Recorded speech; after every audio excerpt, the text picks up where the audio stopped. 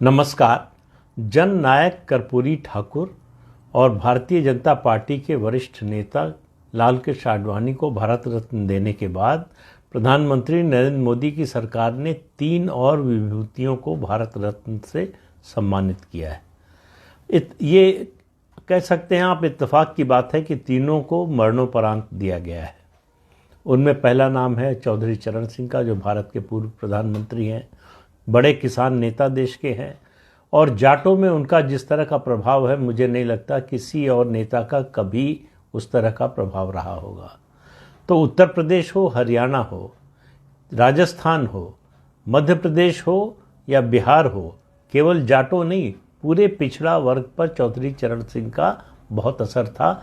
दरअसल वो जाट होते हुए भी पिछड़ा वर्ग के सबसे बड़े नेता थे।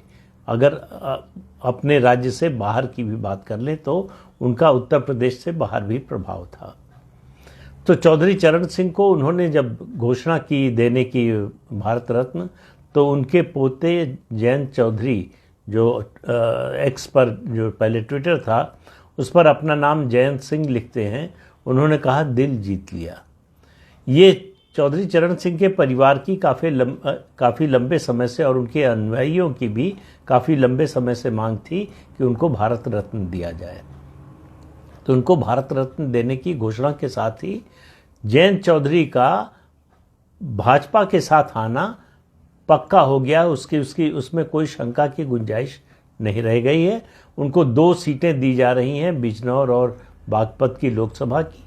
एक सीट पर बागपत से शायद जयंत चौधरी खुद चुनाव लड़ेंगे और दूसरी सीट से अपनी किसी पार्टी के नेता को लड़ाएंगे, और एक राज्यसभा की सीट दी जा रही है जिस पर उनकी पत्नी चुनाव लड़ेंगी, और संभावना इस बात की है कि उनकी पत्नी भारतीय जनता पार्टी के सिंबल पर राज्यसभा का चुनाव लड़ेंगी।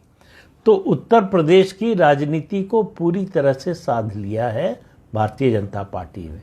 जो नारा है 80 में 80 का, उसको साकार करने के लिए जो जो कदम उठाए जाने चाहिए सब उठाए जा रहे हैं। तो समाजवादी पार्टी से एक और पार्टी टूट गई और उसकी औपचारिक घोषणा होना बस बाकी है। इंडी अलायंस का मेरा मानना है कि एक और सितारा टूट गया। उसके सितारे लगातार टूट कर ज़मीन पर गिर रहे हैं, और ये जयंत चौधरी का सितारा जो है ये लेटेस्ट है। इसके अलावा 2 और लोगों को भारत रत्न मिला है, पूर्व प्रधानमंत्री पीवी नरसिम्हा राव को। आपको मालूम है कि आंध्र प्रदेश में लोकसभा के साथ विधानसभा के भी चुनाव है, और उसके अलावा चंद्रबाबू नायडू से समझौता होने की, गठबंधन होने की भारतीय जनता पार्टी की प्रबल संभावना है। बातचीत जो है फाइनल स्टेज पर है।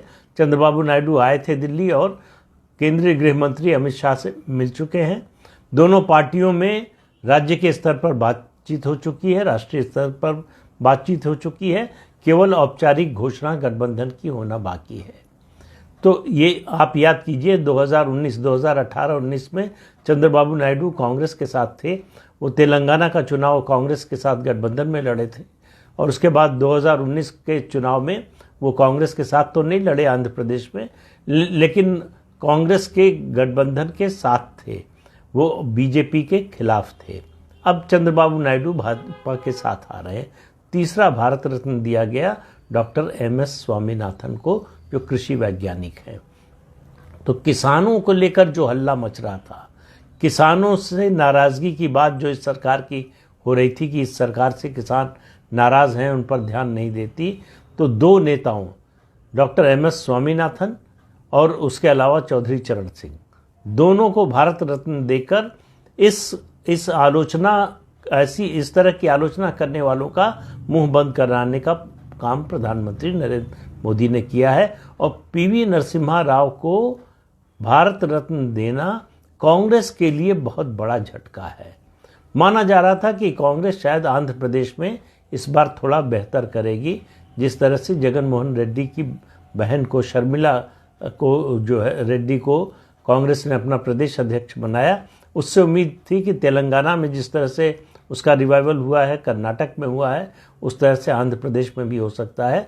नरसिम्हा राव बहुत बड़े नेता हैं देश के भी, और आंध्र प्रदेश के रहने वाले थे, तो आंध्र प्रदेश के तो हैं ही। और कांग्रेस ने जिस तरह उनकी उपेक्षा की और अपमान किया, अब इस चुनाव में ये मुद्दा भी बनेगा। तो कुल मिलाकर कांग्रेस पार्टी के लिए और जो इंडी अलायंस है उसके लिए बहुत बड़ा झटका है। और प्रधानमंत्री नरेंद्र मोदी जो बातें पिछले चुनाव को लेकर पिछले कुछ दिनों से हो रही हैं कि भारतीय जनता पार्टी का जीतना जो है तय है, 2024 की डील डन डील है, उसके बावजूद कोई कोर कसर उठा नहीं रखना चाहते।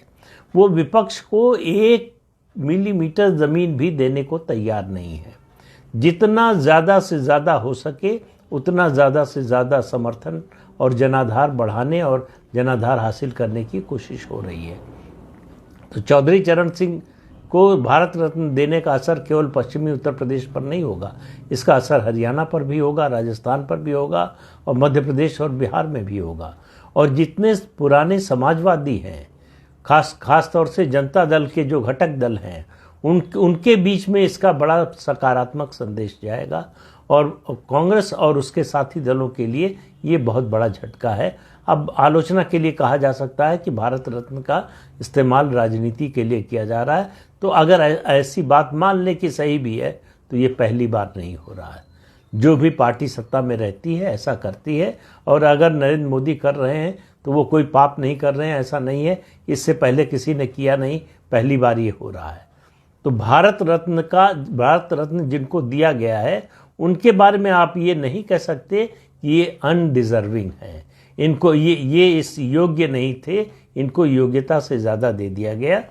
तो इसलिए जिनको दिया गया है दो पहले, जननायक कर्पूरी ठाकुर, लालकृष्ण आडवाणी, अब उसी क्रम में जो है चौधरी चरण सिंह, डॉक्टर MS स्वामीनाथन और PV नरसिम्हा राव, ये 5 लोगों को भारत रत्न इस साल दिया गया है। और इन सब के पीछे आप मान सकते हैं कि राजनीति है। राजनीतिक व्यक्ति कोई कदम उठाए, कोई काम करे, उसके पीछे राजनीति न हो, ऐसा मैं नहीं मानता। लेकिन राजनीति की हर चीज़ की एक लक्ष्मण रेखा होती है। क्या नरेंद्र मोदी ने ऐसा करते हुए इस लक्ष्मण रेखा को पार किया है? मुझे नहीं लगता कि उन्होंने लक्ष्मण रेखा को पार किया है। उन्होंने विपक्षी खेमे को कमज़ोर करने का काम किया है। उन्होंने अपने पक्ष को और ज़्यादा मजबूत करने का काम किया है। उन्होंने पूरे देश में एक संदेश देने का काम किया है कि जो डिज़र्विंग लोग हैं वो हमारी विचारधारा से सहमत हों, असहमत हों, राजनीतिक रूप से हमारे समर्थक रहे हों या हमारे विरोधी रहे हों, हम इसमें भेदभाव नहीं करते। अगर वो योग्यता के अनुसार वो डिज़र्व करते हैं कि सर्वोच्च नागरिक सम्मान जो भारत का है वो उनको मिले, तो वो मिलेगा, हमारी सरकार देगी।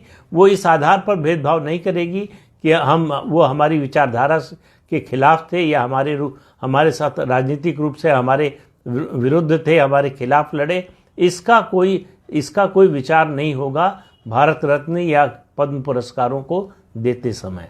पिछले 10 साल का रिकॉर्ड भी यही कह रहा है। ऐसा नहीं है कि ये चुनाव के साल में ऐसा हो रहा है।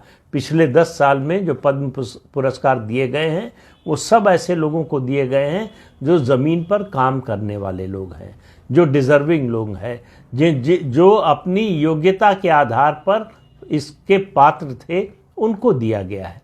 तो इसलिए प्रधानमंत्री का ये मास्टर स्ट्रोक ऐसा है जिसका कोई जवाब, जिसका कोई उत्तर जो है विपक्षी दलों के पास या उनके गठबंधन के पास नहीं है। कांग्रेस की तो बात ही छोड़ दीजिए। तो इस अंक में इतना ही। अगले अंक में फिर मिलेंगे। नमस्कार।